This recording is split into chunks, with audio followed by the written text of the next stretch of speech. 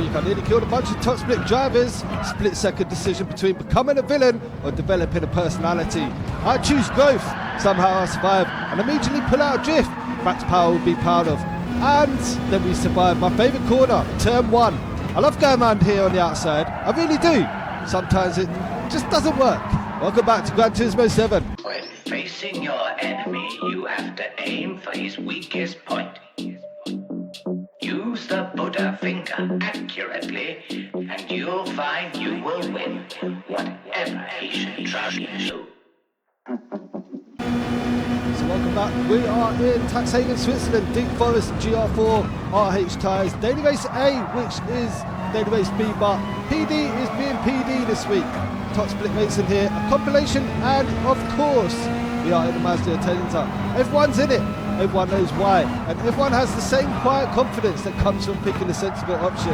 The Atenza is stable, it's all-wheel drive, it doesn't panic over elevation changes, and it treats its tyres like it's on a protected species list. What you need to know about my relationship with qualifying: I don't grind time trial, not out of principle. When I get a chance to play, I want to race actual humans, not argue with a ghost that's half a tenth faster than me in turn 1 because it braked in a different postcode.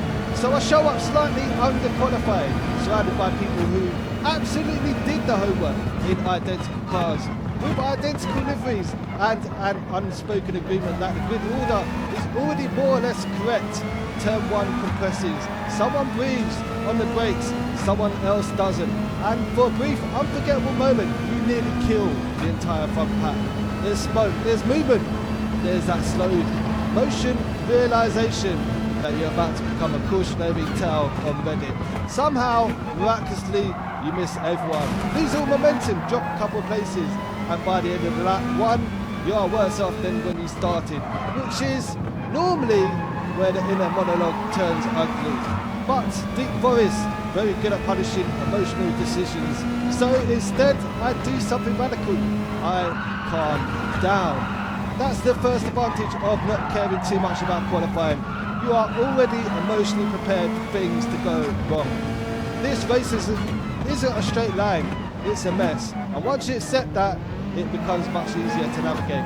The field settles, the Atenzas line up like commuter trains, and the real pace begins. The Atenza is very good at hiding stress. It will let you lean on it. It will let you be a little greedy. It will let you believe you're in control for a while. And Deep Forest is perfectly happy to wait. The track is narrow, the walls are close, and every corner is connected to the next in a way that makes impatience expensive. You don't need to force passes here. You just need to be present. Close enough to be annoying. Close enough to make the bending feel like work. Close enough that they start driving your race instead of theirs. Places start to come back quietly. Somehow, someone defends the inside and forgets about the exit. Someone brakes late and compromises 2 corners instead of 1. Someone takes too much curb and suddenly the car feels a little less friendly. And through it all, I'm not doing anything special. I'm not changing. The steering stays calm. The braking stays early. The exits stay clean.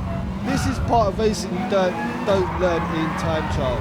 This is the part where you learn how people behave when the plan starts to fray. By the middle of the race, the recovery is well underway. Tyres still feel good, the car still rotates, and the Atenza, my Atenza, is doing exactly what it's supposed to do, which is nothing dramatic. Fast as that flashes up whilst I'm still in traffic, almost by accident, and that's usually when things get interesting. Because now, the race isn't just about positions, now it's about awareness.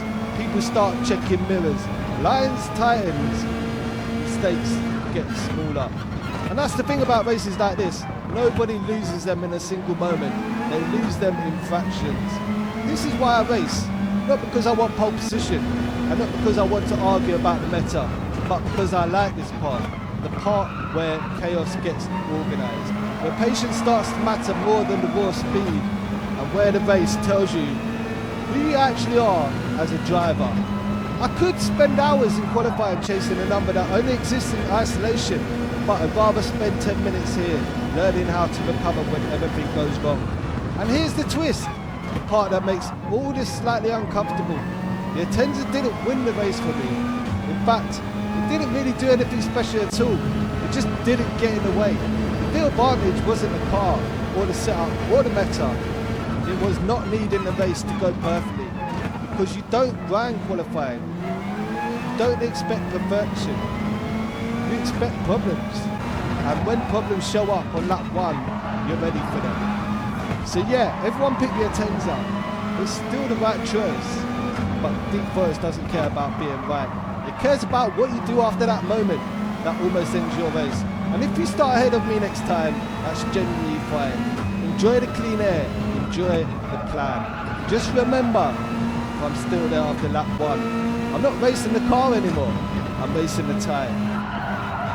So, PD keeps giving us this race. Not because it's exciting, because it's predictable. No pit strategy to confuse people. No tyre drama. No weather, no innovation, no risk. But it does produce close racing, fewer penalties, stable DR. Minimal forum meltdowns. From PD's perspective, this race is a spreadsheet that smiles back at them. But here's the problem. We've outgrown it, baby. The race isn't bad, it's just unchanged. Same lessons, same mistakes, same lap 1 apology tour. At first, that's mastery, then it's comfort. Then it's, haven't we done the exact same thing already? And yet, we keep queuing. Because even after a million runs, humans are still predictable. Pressure still breaks people. Recovery still feels earned. And Deep Forest still punishes ego beautifully. It's not exciting, it's not new, but it's reliable chaos that's addictive. So yes, GR4 bangs every time. Deep Forest GR4 racing hards. The safest race in GT7. The most recycled combo in sport mode. The comfort food of sim racing. You know it's not adventurous. You swear you'll try something different next time, but you'll be back in 15 minutes. Same track, same car, same chaos. Because Deep Forest doesn't need to be exciting, it just needs to wait. And eventually, someone will make a mistake. Probably not you. Well, probably. I hope you enjoyed the compilation of all this week's races. Shouts out to Chapex, Palmer, Dreamcatcher, Jack, Smokey Jack, Captain Jack, Ben, everyone in the RTR squad. Shouts out to the 11 drivers in the top 100 this week at Daily Race A, which you all know is Daily Race B, and it has been a fantastic week of racing. And I literally have spent all my time racing, haven't done any TT, so it is what it is. We're still in the top 100. And next week we've got Laguna Seca and Dragon Gardens. So let me know what combos, what classes you think they are, GR3, GR4, and if you featured in the video today, let me know, tag yourself, and thank you for the races. Until next time, enjoy the rest of the video, and make sure you subscribe, tell a friend, and we will be back. All the best.